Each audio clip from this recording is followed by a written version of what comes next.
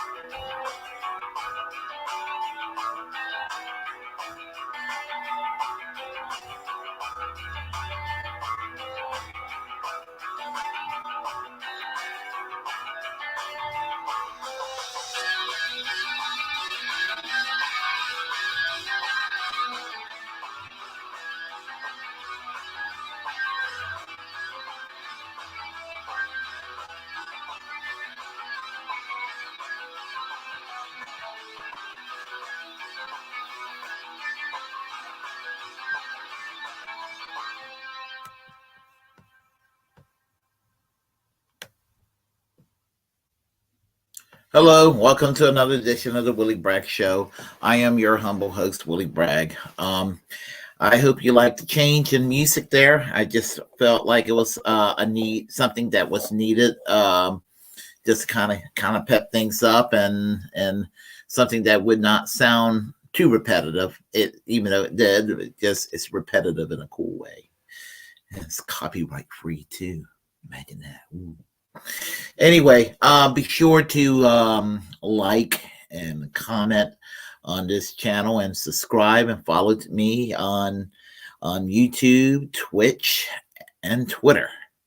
And let's discuss Tulsi Gabbard some more, and we can just have a discussion about where she's headed and how sincere and how much of a grifter she is, and we can revisit AOC and how all this connects, and we can even discuss the Vanguard and discuss Kim Iverson while we're at it. Are you for that? Are you keen on it? And we can discuss all these things. I think we should. So let's do it. So where to begin?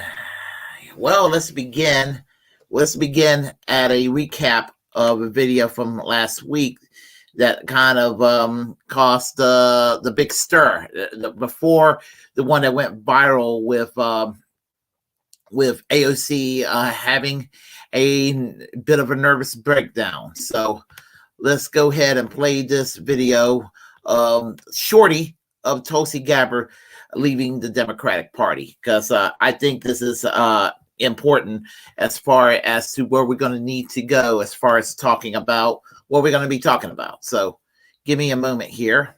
Oh, here we go. And I will let her take it away.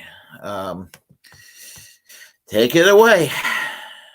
I can no longer remain in today's Democratic Party. It's now under the complete control of an elitist cabal of warmongers driven by cowardly wokeness, who divide us by racializing every issue and stoking anti-white racism, who actively work to undermine our God-given freedoms enshrined in our Constitution, and who are hostile to people of faith and spirituality, who demonize the police, who protect criminals at the expense of law-abiding Americans, who believe in open borders, who weaponize the national security state to go after their political opponents, and above all, are dragging us ever closer to nuclear war.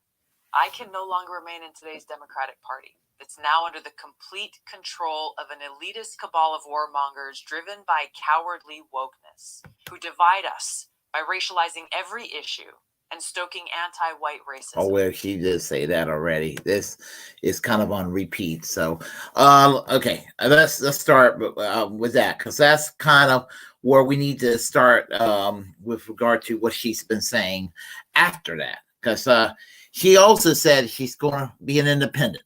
Okay, but here's what you need to know. There's a lot of garbage about the Democratic Party that you hear me yap about all the time. And same thing with the Republican Party. They're garbage. Both parties are garbage. They're garbage in different ways. Some ways they're garbage in the same way.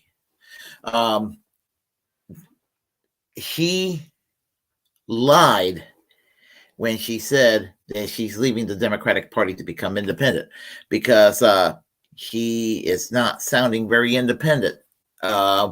When you go, when you're actually framing it from, something that sounds like it would come out of Sean Hannity's asshole. Some people call it a mouth, but I call it an asshole, where diarrhea is spewed out. So that's what it sounded like to me. It sounded like something that I would hear from somebody from Fox News, like a Sean Hannity type. And that doesn't appeal to me, not one damn bit.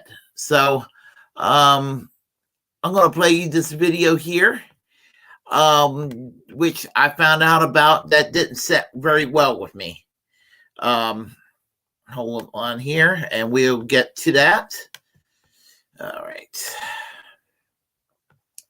Okay. Let's see. Hopefully we won't have an ad that'll be playing. Okay, let's try it now. In 2020, Tulsi Gabbard was in New Hampshire running for president as a Democrat. John Boldoc was campaigning for U.S. Senate. Now they're united. Boldoc is the Republican nominee to take on Senator Maggie Hassan, and Gabbard has walked away from her former party and is backing Boldoc, even though there are still things they might not agree on. We can have the discussions, we should have the debates on policies, but we have to come together around these fundamental freedoms that are at the heart of who we are as a country. I'm very honored to have Tulsi's support because, it just shows how two people from previously two different parties can come together. Gabbard developed a unique brand here during the primary, attracting interest from independents and others who say her support for a fellow veteran like Boldoc isn't that surprising. And I think she's trying to do what she feels is right, and that's important. That's the most important thing, not to be a political animal. Democrats contend this is all about politics. NHDP Chairman Ray Buckley saying in a statement, quote, Tulsi Gabbard is a Vladimir Putin apologist who has pushed conspiracy theories and stood with dangerous tyrants over the United States. By campaigning with a pro-Putin extreme conspiracy theorist like Gabbard, Don Boldoc is making only more clear how out of step he is with New Hampshire. Adam Sexton, WMUR, News 9. Okay, let me talk about that. Now, Don Boldoc came to my attention yesterday. I heard the name a few days ago when Kyle Kalinske did that really terrible video, and it was still a terrible video, his worst video. it may have become maybe a bit less terrible, but still a terrible video. That withstanding, Donald Boldoc is to Biden's right. And if Tulsi Gabbard is the peacenik that she claims to be, then he's to her right. He's in John Bolton's territory as far as what to do in Russia. Ground troops. Short, I believe he says short range nukes, first usage, things of that nature. Tulsi, if you claim that the Democratic Party is the warmongering party, does that make Donald Boldoc a Democrat? Because last I checked, he's a Republican, and he's one of those crazy Republicans, an election denialist, a vaccine skeptic. Now, to each is their own when it comes to vaccines and how to deal with it, but still, we're talking about loopy with the Bill Gates trying to go and pump whatever it is to reduce the population of the world, that kind of bullshit, and to the Democratic activists calling Tulsi Gabbard a Putin apologist. Better than a Putin apologist and an Assad apologist than to start fucking World War III with nukes. And that's where we're headed right now. That is where we're headed. I do kind of think that Tulsi Gabbard has pro-Russia sympathies. I think it's because she's tied in with Modi of India, partly. There's that, and other factors involved. Not a criticism, not a praise either. Just that. But having that said, she's been very correct on aspects of policy on how we deal with Russia, because we're headed toward nuclear war, and she's correct on that one. But Tulsi is being fucking stupid if she's going to go and support a neoconservative piece of shit like Donald Boldoc. Tulsi, that's not becoming independent. That's becoming worse than what you were previously in the Democratic Party. You did a 180 on a bunch of shit. And somehow, people who call you out on it, that they're being unreasonable, what have you. I haven't been too happy with Kim Iverson on a few issues in the last couple of years, but I had my faith restored in her yesterday when I found out on the Vanguard, which I could take the Vanguard 50-50 with a grain of salt. Sometimes they have good takes, sometimes, no comment. But this was one of their better moments, and it was one of Kim Iverson's better moments when they were mentioning this, that when Zach and Gavin were mentioning about Tulsi Gabbard, and Tulsi Gabbard aligning herself with warmongers like Donald Boldoc is problematic. And so, I mean, it's just, it even put the two young gentlemen who were defending Tulsi Gabbard from AOC, at the AOC town hall, made them kind of look like they had less credibility when she's doing shit like this. And I may not agree with everything that those two guys will have to say. I'm pretty sure that their strain of leftism is probably in a bit different direction than mine. That's fine. But nuclear war is a serious concern. So I'm 100% with them. I 100% am in favor at yelling at AOC. But you know what? I am 100% at people yelling at Tulsi Gabbard too. Because, if you're going to go, okay. It's one thing, Tulsi, whether you remain an independent and you go and campaign for Republicans, maybe like Rand Paul of Kentucky for the U.S. Senate, or someone like Thomas Massey, also in that same state in the U.S. House, who's a Republican, because both lean libertarian, both have a non-interventionist, generally non-interventionist posture. I can respect that. I'm no fan of Donald Trump. If you were to campaign for Donald Trump in 2024, gosh, if he were to be, not that I am fond of Donald Trump, but I could respect that more than you campaigning for that moron in New Hampshire. Because, at least with Donald Trump, that like in the words of Glenn Greenwald, the only reason that there was a safer, a more humble U.S. foreign policy were never Trumpers, the neocons, the Bush-Cheney people, and the Trump people were in conflict with each other. There was a lot of chaos, and a lot of chaos led to less interventionism. Oh, there was still some shitty things that Donald Trump did.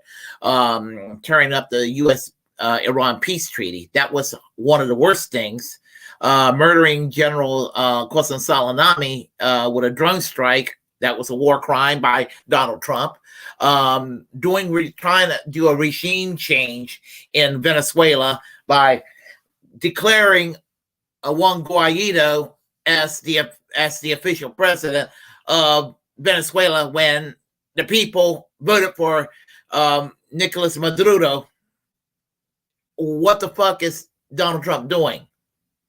Other than looking like he was sucking John Bolton's dick during that time. Or selling arms to Saudi Arabia. What the fuck is that about? Or trying to cause unrest in the Israeli-Palestinian crisis by moving the fucking embassy from secular Tel Aviv to very, very religious Jerusalem. So the foreign policy wasn't all that great either. I gave you examples. So anybody who thinks I'm being soft on Trump, I give you all several examples where Donald Trump fucked up.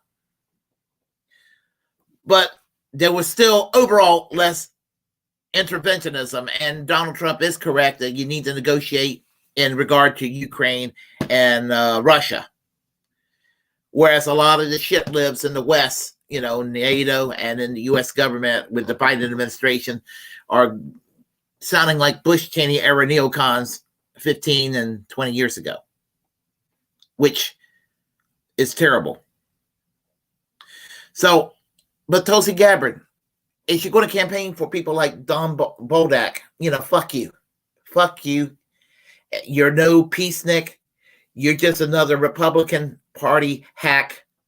You're just basically, to the Republicans what Debbie Wasserman Schultz is to the Democrats, or someone like that, or Maxine Waters, or Abigail Sparberger, or whomever else, whatever else idiots there in the Democratic Party that's in the garbage lane. Same thing with Republican garbage. Republican garbage like Marjorie Taylor Greene or what have you. So, and it pains me to say that. It really does. So, anyway, my point is this: that if she had any integrity to stay independent, or if she's going to go and do a 180, just go ahead and do a clean break, because there is a mix right now. There, in the last several years, there's been a mixed ideological coalition of supporters among Tulsi Gabbard, base. Whether they're independent conservatives, libertarian types that they tend to like her. There are sock Dems that like her. There are hardcore tankies that like her. And, Dave Rubin, as horrible as he is, he basically decided to just shake off any left-wing people that were still supportive of him at a certain point. And it looks like she's about to do that. always have said she was grifting, but I thought she was going to be a smarter grifter than she is, but than she turned out to be. I thought she was going to sort of go on a lane where she was going to go and keep the left-wing people, but somehow attract a new set of people with her, in her ideologically mixed audience. But it sounds like she wants to become a Republican, and if she wants to run for president, good luck, because they're not going to go and nominate a Hindu for president or vice president. I promise you that. So anyway, I'm really just perturbed right now, and unfortunately, I mean, it could affect my channel because there are some Tulsi Gabbard supporters on my channel from almost 3 years ago when I started the channel. Because when I started this channel, not only was I supporting Bernie on this channel, in which I was supporting him pretty strong, but I was also very sympathetic toward Tulsi. And speaking of which, those who were Bernie and Tulsi supporters in 2019, 2020, most of them, in my view, were really still fellow travelers of each other. Those that were for Tulsi saw Tulsi as somebody who could work within the Bernie Sanders coalition later on if he were to get the nomination. And I think that they were anticipating that he was going to get the nomination and all of that. Now, I got some complaints about Bernie Sanders. Apparently, he rejected her endorsement and she ended up voting for Biden, which the joke is on her because, she voted for Biden and apparently she has buyer's remorse. Well, Tulsi shouldn't have endorsed Biden. That was the wrong decision. I could have told you that. If you had any sense, you would have supported Howie Hawkins or some other third-party candidate. But apparently, you don't like to do third parties. So what can you do? What can you do at this point? So, as I said, it pains me, but one has to make a clean break away from Tulsi Gabbard. And as I said, I've had I've sort of have been conflicted with her all these years. Been very conflicted with Tulsi.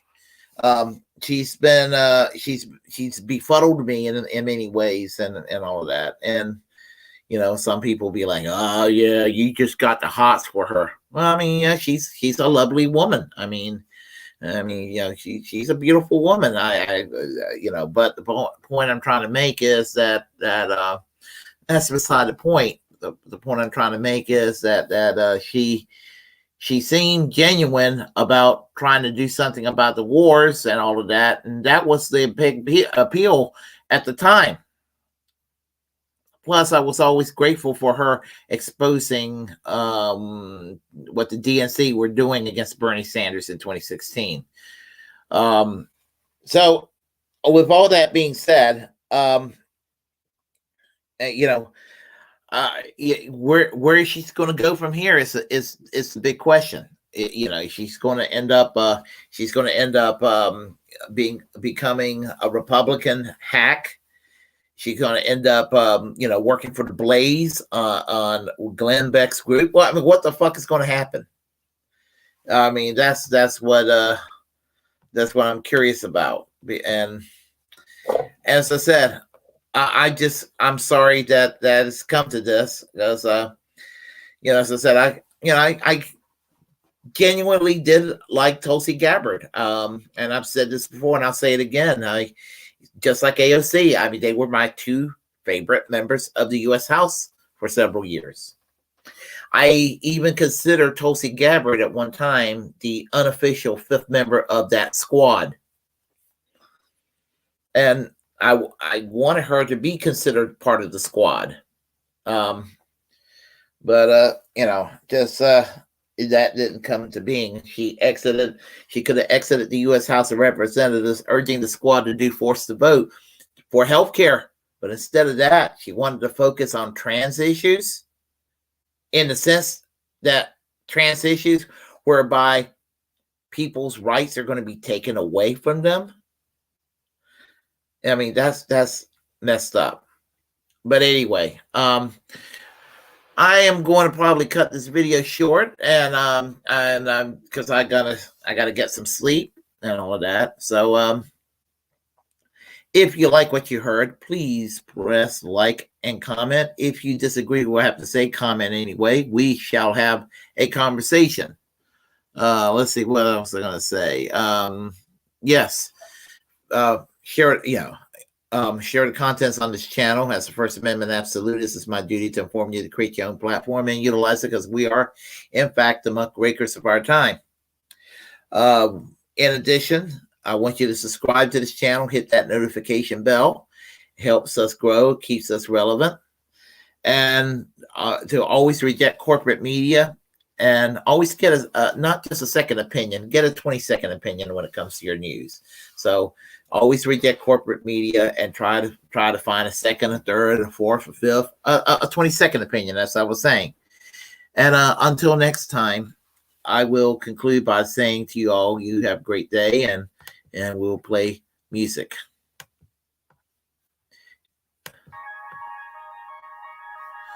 All right. Y'all have a good one.